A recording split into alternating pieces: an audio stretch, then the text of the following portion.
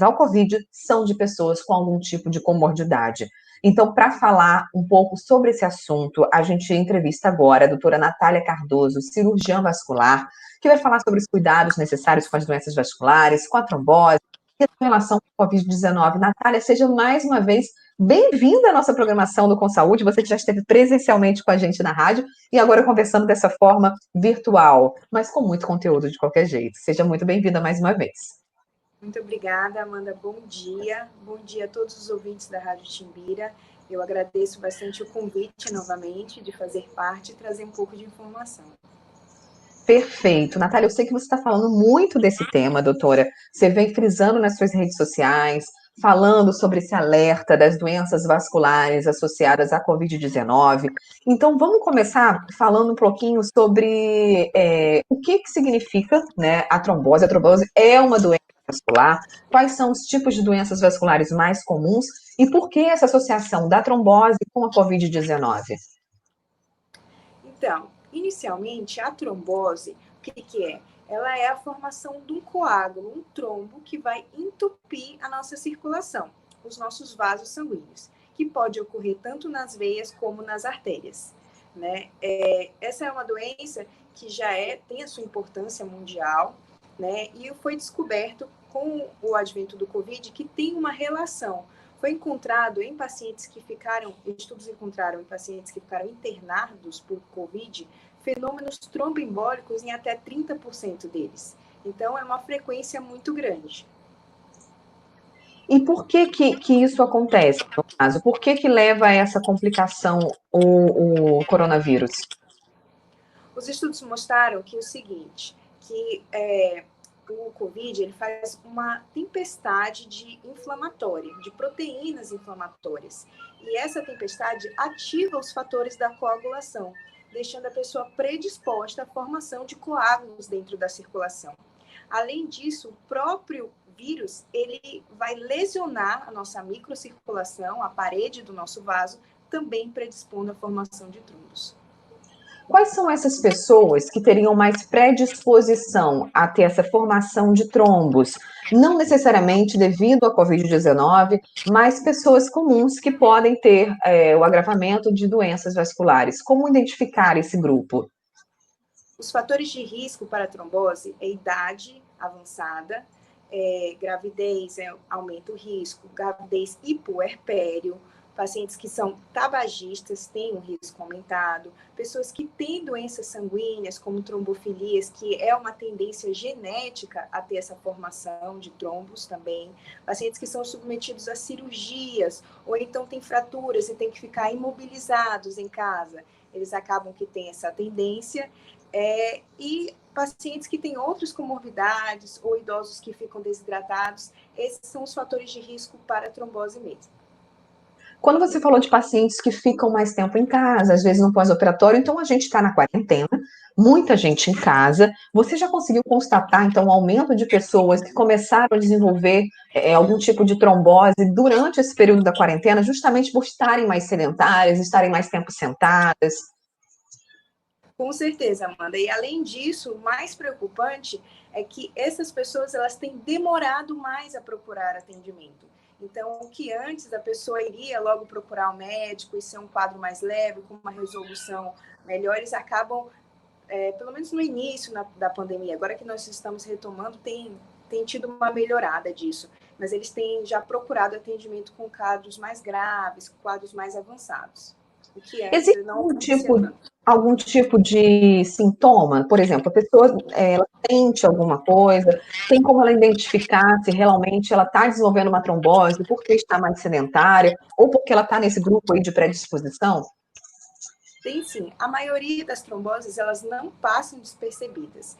Elas são acompanhadas de uma dor intensa nos membros, que pode ser nos braços, mas mais comumente é nas pernas. A gente tem um inchaço dessa perna, a perna fica muito diferente da do outro lado. Pode ter uma mudança de coloração, pode ficar roxeado, pode ficar avermelhado. Mas o mais intenso, os sintomas mais intensos é o inchaço e a dor. Mas normalmente é inchaço e a dor. Você falou que normalmente nas pernas, mas quais seriam as outras regiões que também podem desenvolver trombose? Na verdade, a trombose ela pode desenvolver em qualquer lugar da circulação. E uma coisa que a gente observou no COVID é que o COVID tende a formar esses trombos em locais que não são muito comuns, como, por exemplo, nos vasos do pescoço, nas carótidas, nós já vimos relatos, em vasos maiores e menos comuns. Né? Então, pode formar em toda a circulação, pode formar nos braços, pode formar dentro da cabeça, pode formar dentro dos vasos do tórax, dentro da barriga. Então, qualquer lugar que tiver circulação pode formar um trombo dentro dela. E no caso da COVID, especificamente, essa pessoa, para desenvolver trombose, ela precisa estar dentro desse grupo de risco ou não? Pode ter alguma coisa aleatória realmente causada pelo vírus? A gente tem observado que as pessoas do grupo de risco, elas têm uma tendência a ter as formas mais graves da doença, né, do COVID. E aí, dessa forma, as formas mais graves do COVID, elas cursam com isso, com uma coagulação intravascular disseminada, que se chama, nada mais é do que uma trombose da microcirculação em todo o corpo, né, mas a gente consegue perceber que a maioria das pessoas, a gente tem que ficar tomando esse cuidado. E, doutora, e no caso, quais seriam os riscos da trombose? A gente está falando aqui, né, do perigo, a gente está falando dos sintomas, das causas, mas quais são os riscos reais de uma trombose? O maior risco da trombose é que esse trombo ele se solte, vá para o pulmão e cause uma embolia pulmonar, entendeu? Então, essa que tem a maior mortalidade. Então, por isso que criou-se todo esse medo que a gente tem em relação à trombose. Então, eu sempre explico para os meus pacientes que esse medo ele é explicado, né? Porque a complicação ela pode ser muito grave. Entendi. Então, no caso, a trombose, ela tem tratamento. Tem um tratamento. Como é que a gente pode tratar essa trombose para que ela não chegue a virar uma embolia, né? Como você falou que é o caso mais grave, né? O risco da trombose virar essa embolia pulmonar. Como é que você pode tratar? Ela dá para tratar com medicamentos? É preciso chegar a um determinado procedimento cirúrgico ou não? Pode ser sim, mas na maioria dos casos, o tratamento, tanto o diagnóstico como o tratamento da trombose, é super simples. O diagnóstico consiste no ultrassom Doppler, que a gente faz da região acometida, né? Geralmente as pernas, mas pode ser o braço da região que você tem a suspeita da trombose. E aí, dessa forma, quando você identifica esse trombo, você vai iniciar uma medicação anticoagulante, que é uma medicação que vai acabar afinando o seu sangue e vai fixar aquele trombo no lugar, para que ele não caminhe e faça uma embolia pulmonar. Então, a maioria dos casos é realmente um tratamento simples, em que a pessoa pode, durante a internação, fazer uma injeção na barriga e em casa pode tomar um comprimido e seguir sua vida normalmente. Claro que existem casos mais graves, onde esse entupimento pode ser num vaso maior, que aí o inchaço é muito grande, então nesses casos às vezes é necessário uma cirurgia, é necessário que a gente vá lá aspirar esse trombo para que a circulação se restabeleça nesse membro. E aí esses são casos um pouco mais reservados, que têm uma maior gravidade mesmo. Doutora, existe alguma forma de prevenção? A gente está falando aqui dos riscos do tratamento, mas tem como a gente prevenir uma trombose?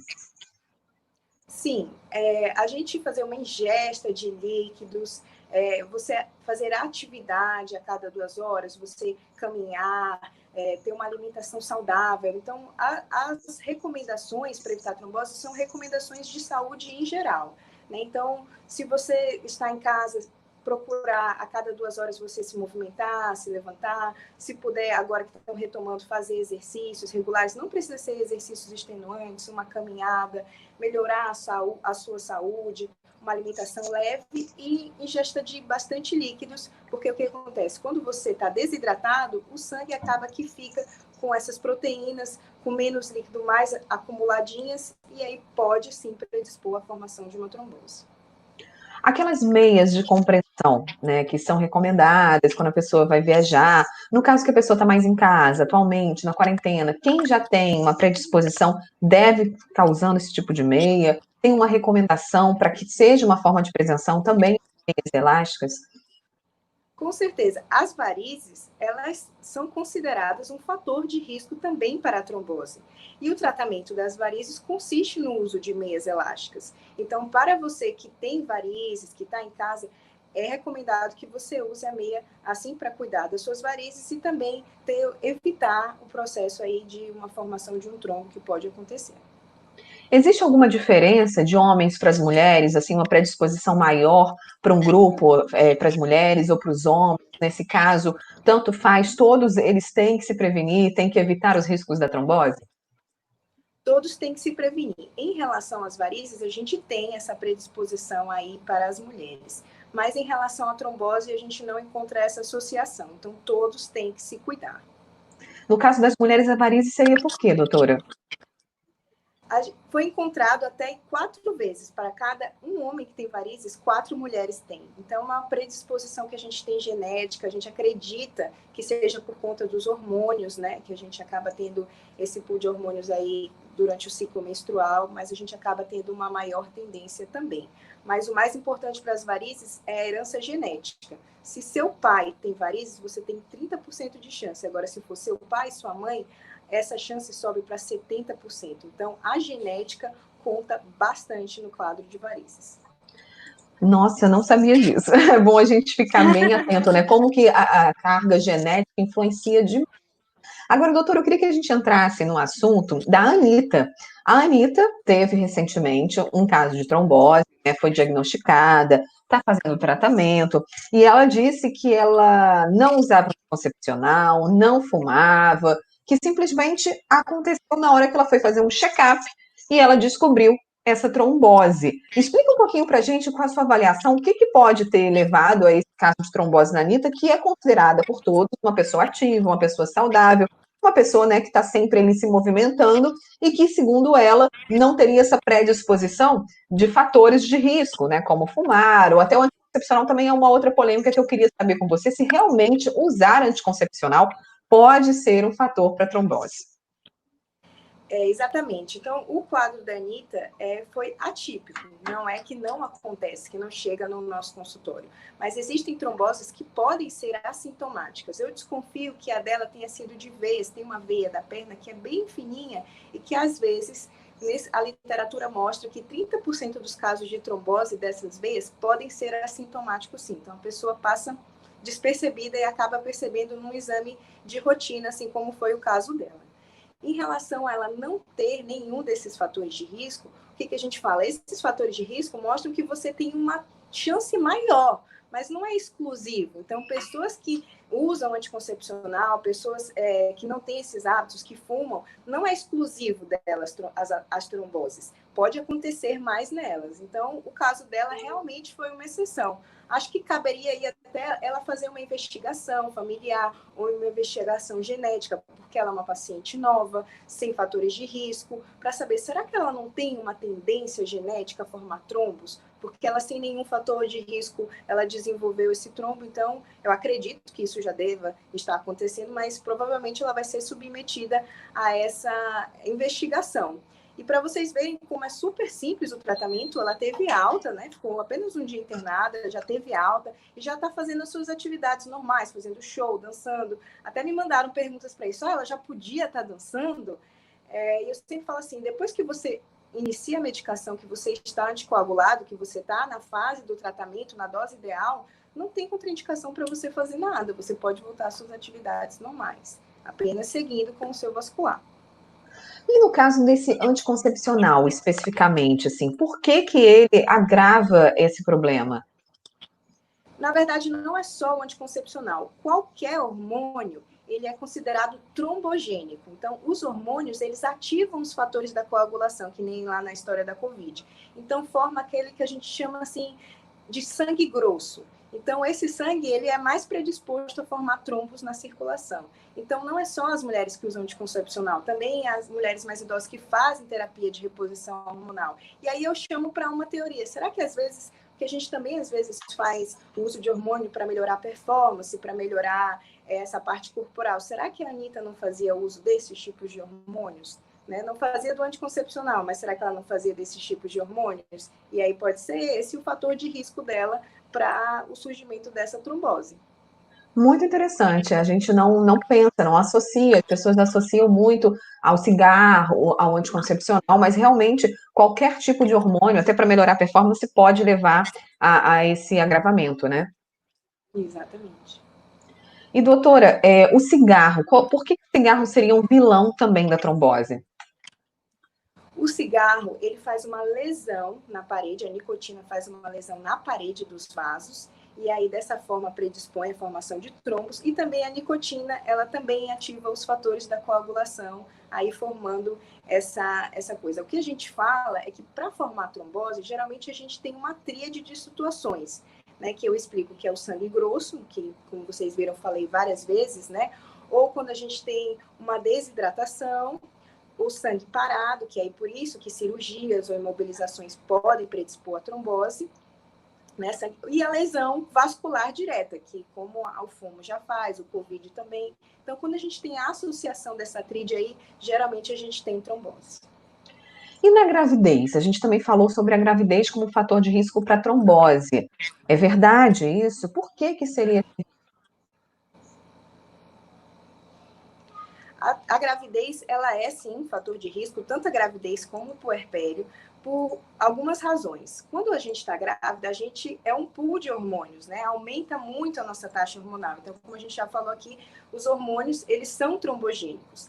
Além disso, conforme a gravidez ela vai se estendendo, né, o nosso bebê crescendo na nossa barriga, ele esmaga todas as estruturas que ficam dentro da nossa barriga, do nosso abdômen.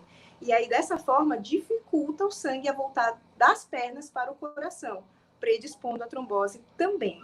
E no puerpério, por que no puerpério, né? Já que o bebê já saiu? Porque no puerpério, justamente, a gente continua com esse aumento de hormônios e aí a gente continua com esse risco.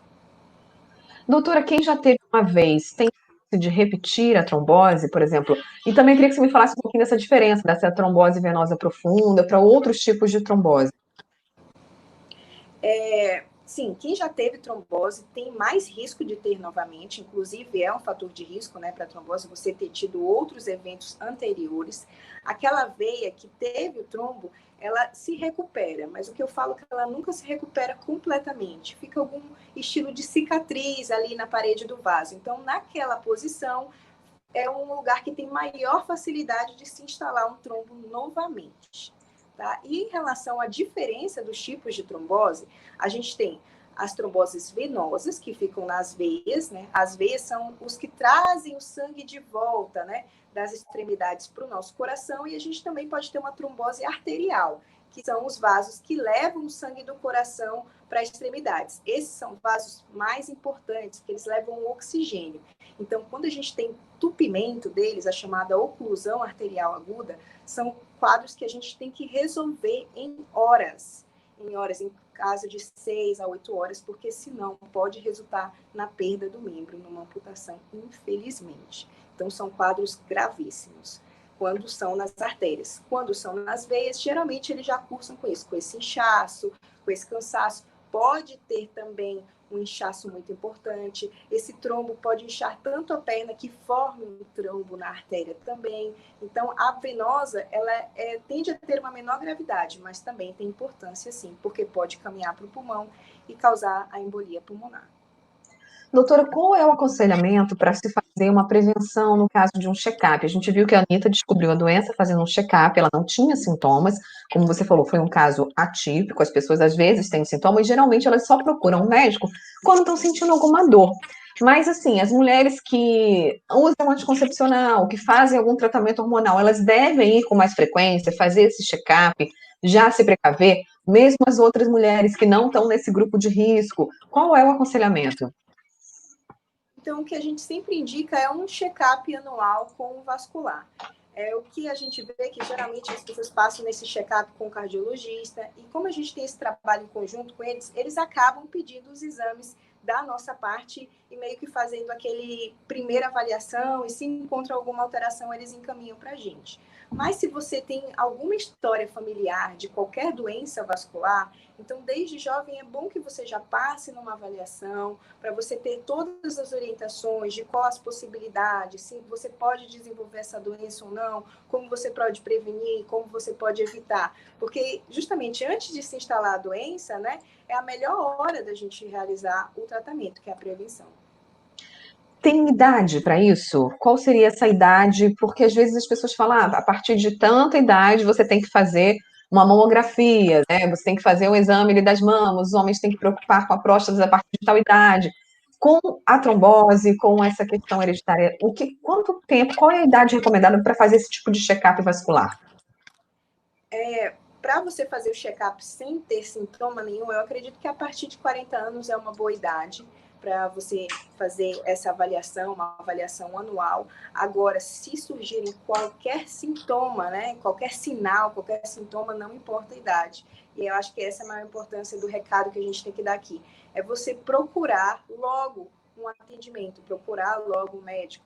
Agora a gente tem, né, veio a telemedicina aí com tudo. Então, às vezes, se você está num lugar remoto, você pode marcar aquela teleconsulta e aí você tira suas dúvidas com o médico e aí você consegue ter um acompanhamento na sua saúde mesmo nesses tempos de pandemia.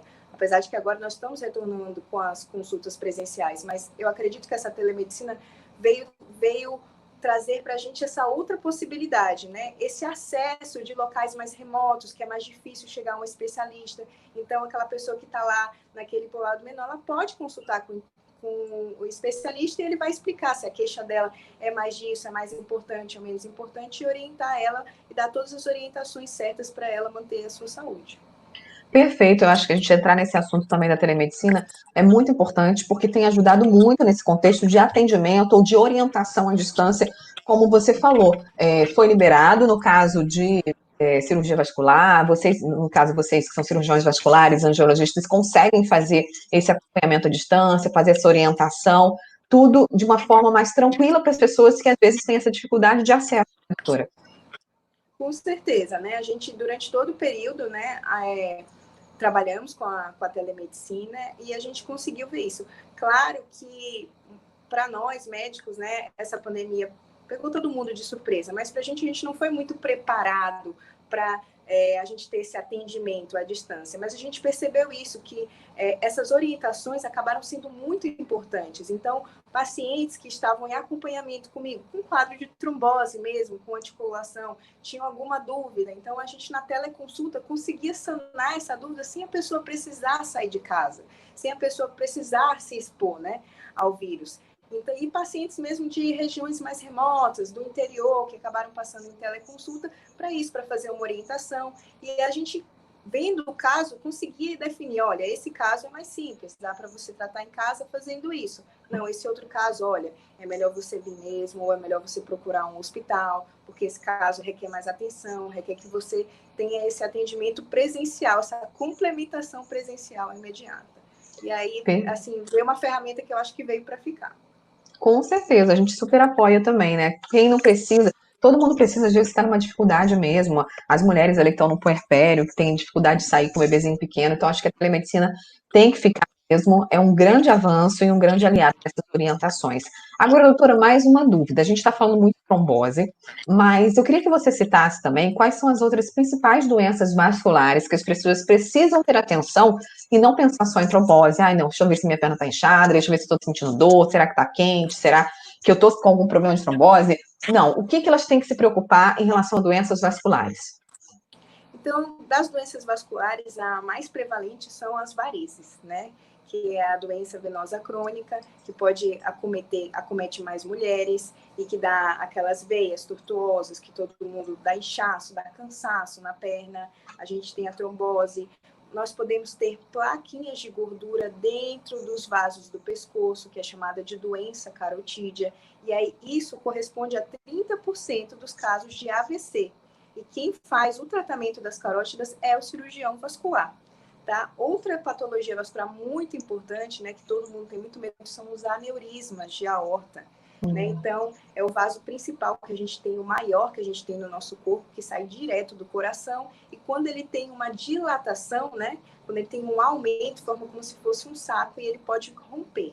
E aí, como que eu vou descobrir se eu tenho aneurisma? Porque geralmente ele não dá sintomas no check-up. Então, por isso que é importante sempre fazer esse check-up anual, porque é aí que a gente vai pegando essas doenças, tá? E além disso, existem doenças... Esse mesmo entupimento que teve nas carotidas podem ocorrer nos braços e nas pernas, chamada doença arterial periférica. E eu acredito que esse é o escopo. E, além disso, outra doença muito importante é o pé diabético, né? Então, pacientes diabéticos, ele tem esse comprometimento, além de todas as outras especialidades, vascular também. Então, o diabético, ele tem que também acompanhar com o vascular, que aí esse pé diabético dá umas alterações que aí podem comprometer a circulação do pé e às vezes pode resultar na tão triste amputação como a gente vê aí, que é um importante Demais. A problema. gente vê muito ainda no Maranhão, muita gente amputando. Os diabéticos são pacientes também um pouco teimosos, né, doutora? Porque a alimentação influencia demais e a gente tem uma cultura de uma alimentação muito rica em carboidrato aqui no estado, muita farinha, muito arroz, já conhecido maranhense por gostar de arroz, gostar de farinha, o que prejudica também muito o tratamento dessas pessoas. Com certeza. E eu acho que é isso, ainda tem aquela ideia de ir deixando para lá, se não tem sintomas. O diabetes é uma doença silenciosa, que conforme você não vai controlando a sua glicemia, ele vai atingindo esses órgãos-alvos. Pode atingir os olhos, pode atingir as coronárias, fazendo infarto, pode fazer AVC e também pode fazer esses quadros de entupimento na circulação e infecção que podem causar. Foi outra coisa assim, que muito triste que eu vi da pandemia era isso. Pacientes diabéticos vinham com lesões já muito avançadas, porque estavam com medo de sair de casa. Nossa, é muito difícil mesmo. A pandemia veio para desestruturar todo mundo, ainda bem que a gente existe ferramentas de comunicação, a telemedicina, e agora que nosso programa que a gente pode estar esclarecendo, tentar ajudar essas pessoas, tentar aproximar as pessoas realmente das notícias verdadeiras de como que elas podem se cuidar. Doutora, uma dúvida, a gente falou muito aí também sobre os grupos de risco, falou sobre Covid, sobre trombose. As doenças vasculares, elas entraram no grupo de risco para a Covid-19, para o novo coronavírus? A Organização Mundial de Saúde se pontuou em relação a isso? Na verdade, ainda não teve nenhum estudo que confirmou isso, né? Que pacientes que tinham mais predisposição a ter trombose, eles têm mais predisposição a ter a trombose no COVID. Então, a gente ainda não tem nenhuma literatura científica e, por conta disso, ainda não virou mesmo um dos critérios, né, do Ministério da Saúde. Mas muitos, eles compartilham muitos grupos de risco, né? Tanto o COVID como a trombose. Perfeito, doutora, foi ótimo. A gente esclareceu muitas dúvidas, falou sobre vários assuntos importantes, interessantes, urgentes nesse momento. Eu agradeço demais a sua participação, né, a sua disponibilidade de tempo para conversar com a gente, que eu imagino sua agenda concorrida com a família, com os bebês, também com a medicina, com esse trabalho de comunicação que você fazendo nos meios de comunicação, dando entrevista, informando a gente. Eu agradeço demais a sua participação. Deixo agora aqui espaço para que você coloque as suas redes sociais, deixe seus contatos para as pessoas que tiverem mais dúvidas em relação a esse assunto, em relação às doenças vasculares, como pedir ajuda, que possam se consultar com você.